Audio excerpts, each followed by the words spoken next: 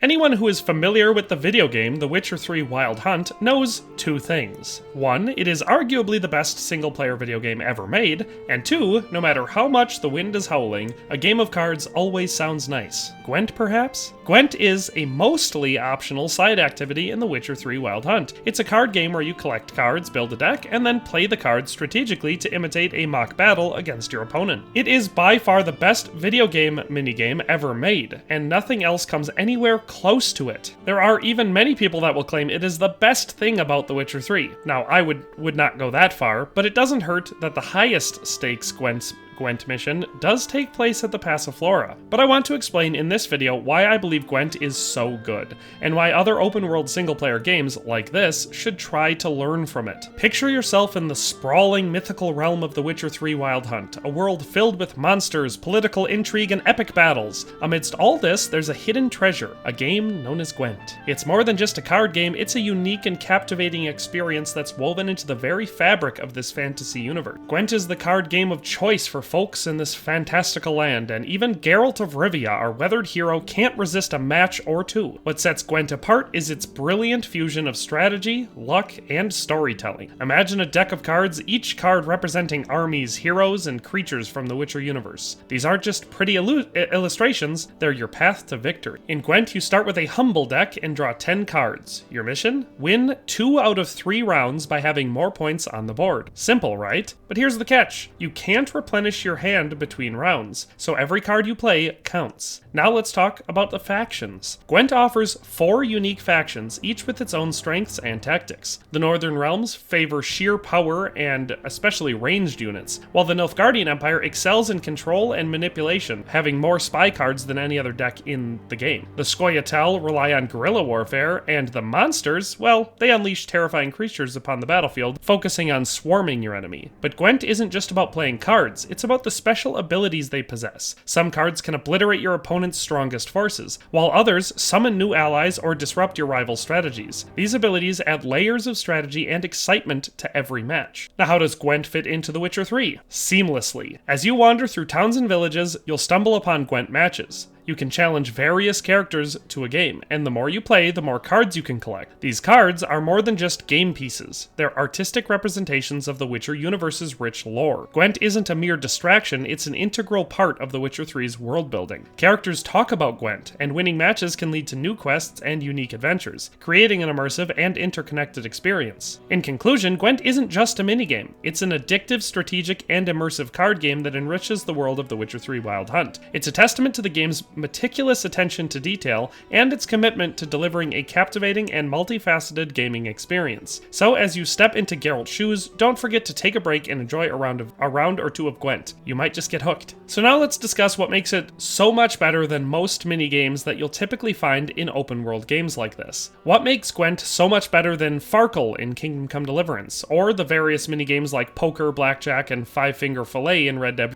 Redemption 2, or hell, even Dice Poker in the previous Witcher games. And just a little note about the minigame of choice for the previous Witcher games, Dice Poker from the previous Witcher games is like a cursed relic of the past that just won't disappear, haunting players with its tedious randomness and mind-numbing simplicity. It's a minigame that makes you question the very concept of fun, with its limited strategy, repetitive nature, and the feeling that victory often comes down to the roll of virtual dice rather than any actual skill. While Gwent in The Witcher 3 enriched the game world and provided a captivating experience, Dice Poker felt more like an unwanted, time-wasting side quest that made you yearn for the excitement of monster slaying and intricate storytelling. So, reason number 1 why Gwent is the best minigame that any game has ever implemented, its strategic depth in The Witcher 3. So Gwent in The Witcher 3 is not your run-of-the-mill minigame. It's a cerebral battleground where strategy reigns supreme. Imagine Geralt strolling into a local tavern, spotting an eager opponent and laying his deck on the table. Each card representing an army, a commander, or a monster, and every move is a tactical decision. But here's the twist. You start with a limited hand, and there is no do-overs between rounds. Do you go all in early, hoping for a quick win? Or do you play the long game, keeping your best cards close?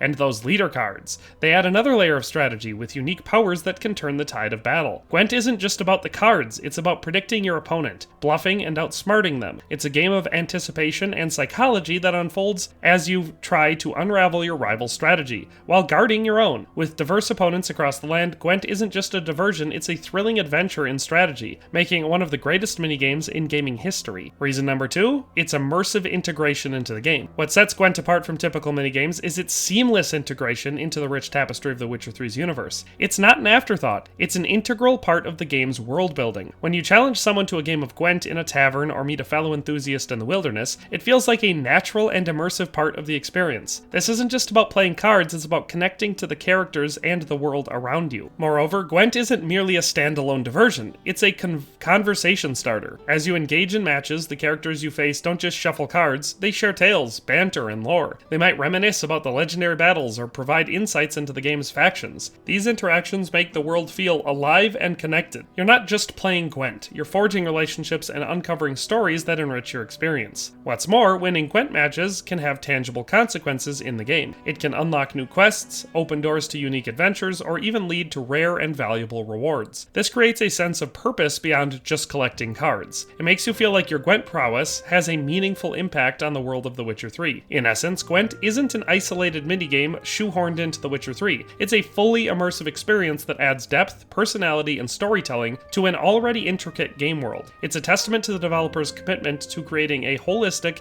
and captivating gaming experience that extends far beyond the virtual card table. Number 3, character and faction flavor. In The Witcher 3's world, where every corner holds a new mystery and every character has a story to tell, Gwent adds a unique layer of depth to the narrative. It's not just a card game, it's a portal into the rich lore and personalities that define the universe. Each card in your Gwent deck isn't just an image, it's a character brought to life. It's Geralt, Yennefer, or a fierce griffin. When you play these cards, it's like stepping into the shoes of these iconic characters, experiencing their essence within the game. But it's not just about individual characters, it's about the factions they belong to. The Northern Realms, Nilfgaard, the Scoia'tael, and the monsters all have their own unique traits, strengths, and philosophies. When you play as or against these factions, you're immersing yourself into their worldviews, understanding their motivations, and appreciating their complexities. Furthermore, the voice lines and dialogue during Gwent matches reflect the characters' personalities and relationships, whether it's a taunt from Geralt or a witty remark from Yennefer. These interactions not only add depth to the game, but they provide insight into the dynamic between these characters. Gwent is more than a card game. It's a narrative tool that captures the very essence of The Witcher 3's characters and factions. Each card tells a story, and each match is an opportunity to dive deeper into the intricate lore of this fantastical world. It's an essential part of what makes The Witcher 3 such an immersive and captivating experience. Number 4, strategic decision making. Gwent isn't your typical card game. It's a battlefield of wits where every move can make or break your victory. When you engage in a game of Gwent in The Witcher 3, it's not just about luck, it's about crafting a winning strategy. Imagine this, you start with a limited handful of cards,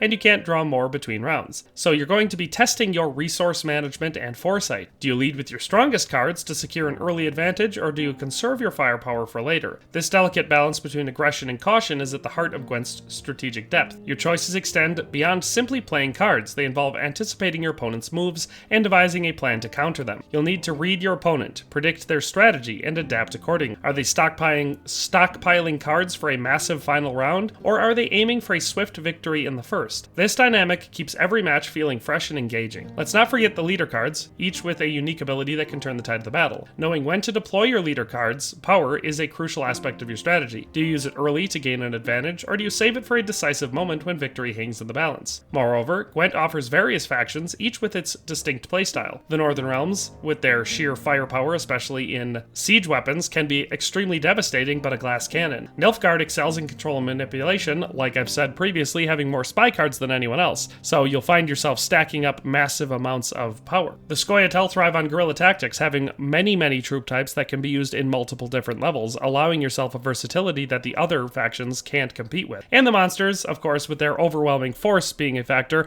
are all about swarming your opponent, bringing ridiculous amounts of cards onto the battlefield by pulling them through summon abilities. Understanding all of these different factions and tailoring your deck to their strengths adds an extra layer of strategic complexity, as all 4 of the decks play very differently from each other. Gwent isn't just a card game, it's a masterclass in strategic decision making. It challenges you to think several steps ahead, adapt to your opponent's tactics, and use your resources wisely. It's a thrilling and cerebral experience that keeps you engaged and coming back for more, making it one of the finest minigames in gaming history. And finally, reason number 5, it is an optional challenge. What makes Gwent and The Witcher 3 even more exceptional is that it's entirely optional, allowing players to tailor their gaming experience to their preferences. While the main quest and monster slaying adventures await, Gwent provides a refreshing change of pace for those who seek it. You won't find Gwent Gwent forced upon you at every turn. It's not an intrusive distraction, but a delightful diversion for those who want to dive into its intricacies. If you're itching for some strategic card-playing action, you can seek out opponents in taverns or encounter fellow Gwent enthusiasts as you explore the vast world of The Witcher 3. Conversely, if Gwent isn't your cup of mead,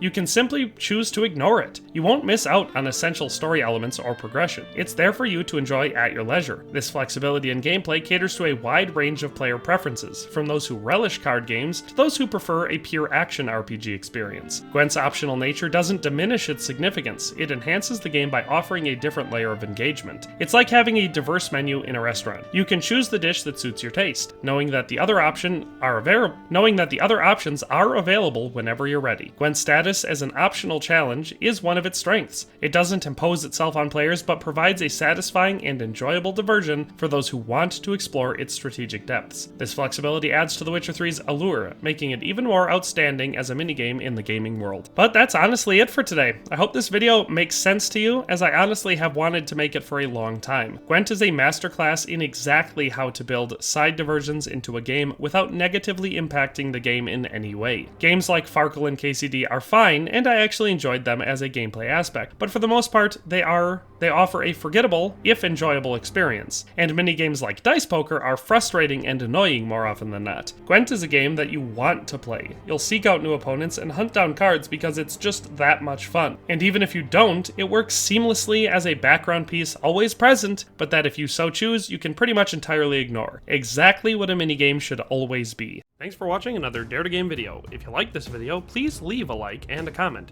If you haven't already, be sure to subscribe to the channel. If you like my content and would like to support this channel, consider becoming a member today for as little as $1.99 a month. It makes a huge difference. But in any case, thanks for watching and have a nice day. I'll see you next time.